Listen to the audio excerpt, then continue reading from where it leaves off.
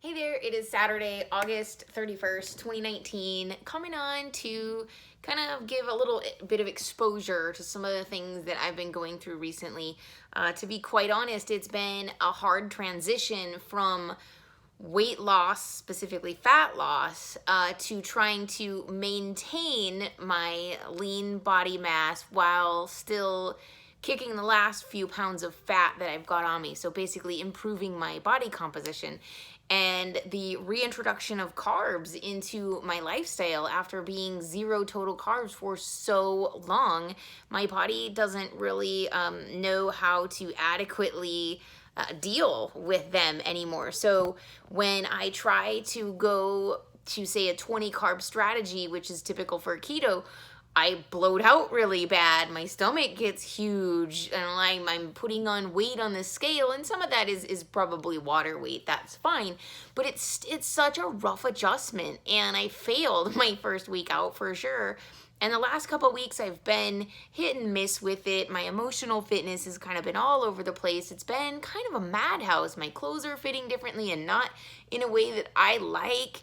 I get up in the morning and I look at my stomach and I'm like, really? Are you serious? And then you've got the whole mental thing about I've got this excess skin and there's nothing I can do about it, right? And so it makes me angry, and I eat good most days, and I'm training every day, and I'm doing all these things I'm supposed to do, and it's kind of like, well, why would I continue to try to excel when it doesn't really look like a whole lot's going on? But really underneath this loose skin, I can see the muscle developing. I can see hypertrophy. I see it taking shape. So that's why I keep going. It's good for my mental health too, to be exercising and putting good foods into my body. But what I did today is I sat down and I'm like, okay, so what is really going on? What does this mean? How can I turn this around and shift my perspective so it's not negative, right? So I went back and I looked at things, and right before we went to Hawaii I think we left on the 27th of June. Right before that, I had weighed in at 129.8 pounds. Yay, that's all super awesome, right? But I was just coming off of, I think it was, I don't even know how many months, 2, 3, 4, I don't even know. I'd have to look into that fact, but I'd not missed a workout in really, really, really long time. And I'd been doing zero total carbs for a really, really long time because I'm trying to lean out, right?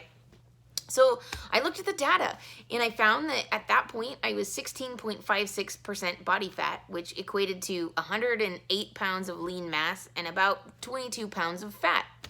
Okay, super. All right, I can deal with that. I can live with that. So now I look at today, and like I said, my clothes are fitting differently. I'm not as confident about my waistline as I used to be. Again, these carbs are bloating me out a little bit, even though I'm doing the same things with my exercise strategy, but it's the nutrition piece that I'm shifting, because let's face it, I can't do zero carbs the rest of my life.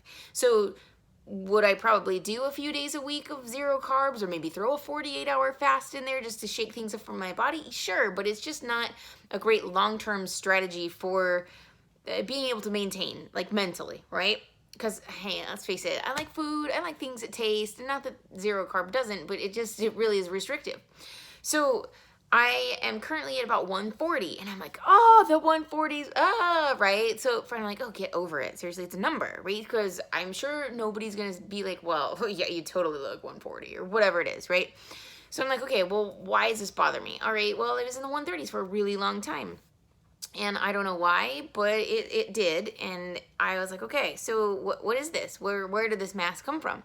So when I sat down and I looked at it, I'm at 17.58% body fat as of last Sunday. So again, I'll do some body comp this Sunday and see where I got with my strategies. But here's the deal, and this is where I'm okay, and this is how I got to be okay with being what was it, 10.2 pounds heavier than before we went on vacation?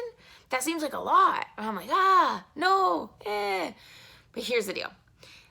At 17.58% body fat, I have about 115 pounds of lean mass. So that's up 7 pounds right there. There's 70% of this gain, okay? and then about 25 pounds of fat. So we're looking at maybe, 4 pounds of fat up. Okay, but that sucks. Okay, so that's something I've got to deal with and figure out, and obviously change some strategies nutritionally and then with my exercise to switch that up and get rid of that. But here's the point, is that I go out in public and I go to networking events. A lot of you are like, oh my gosh, you just keep getting smaller and this and this and this. And, I don't come out right now and say it. Well, I put on 10 pounds because you'll probably not believe me, for one, because I am getting smaller. And the deal is that it's the muscle mass. So if there's anything, a take home for you from this is, if you've got a means to go get your body comp done, go do it. Don't rely strictly on the scale, because it sucks. It will get you into a really negative, shitty headspace. It'll get you in some nasty spiral where you're just like, whatever, the scale's up anyway, what do I care, blah, blah, blah. Okay, body comp is really where it's at, okay? Really looking at what's going on. Right? So if this was a 10-pound fat gain, I'd be pissed, okay? Like really pissed. And that would also tell me I've been screwing up royally. So yeah, I've been kind of dinking around apparently, not doing something right here because I put on a few pounds of fat, but that's whatever. I can get that off. Not a big deal. But the solace was, okay, yes, I'm up 10 pounds, but if 70% of that is lean tissue and I'm strong and I'm feeling good, what the hell do I care? Right? Because the clothes do fit, yes. It's just the belly and the bloating that I'm dealing with right now. But I'll get over it. I'll figure it out. So in short, go get your body comp done, like ASAP. There's personal trainers that do it. I do it. You can get fancy scales, but those are bioelectrical impedance. They have a pretty big margin of error. But hey, if that's all you got, that's all you got. NutriShop has what they call an in-body scan. They do it for free. Lake Elsinore is the best place to get it done because they give you a printout, tell you how much water weight you have on your body, which is key and critical, okay, especially when you're playing with having carbs and not having carbs, because the more carbs you have, the more water you're probably going to retain. And if you're not already drinking enough water, 96 ounces for women and 128 for men, you're going to retain water, okay? It'll give you your lean mass and your fat mass. DEXA scan is the gold standard, but it's expensive, followed by bod pod, which is air displacement, and then oh my gosh, why is it escaping me? The hydrostatic, so you're underwater. But those are all pretty expensive. Do your girth measurements. Find an outfit that's a little tight now and try it on every week. These are the standards we need to be going by, not this damn scale. Because that number is arbitrary. It doesn't tell you your worth, your value, how much you kicked ass that week with nutrition, training, your emotional fitness. So I get it though. I get it. I'm human too. Sometimes I fall into this trap where I see a number on the scale. I'm like, oh my God, this is terrible, most horrible thing on earth. And really, like, in my case, it's mostly muscle mass. And come on, these guns speak for themselves. I would much rather have this arm and have a higher number on the scale than a wimpy flim-flam arm that's hanging down and a smaller number on the scale. So you get to choose. So there you are. Life lessons as I walk through this journey and try to figure out what the hell the next step is and how to survive all this emotionally. Hope you're having a super fantastic, awesome holiday weekend.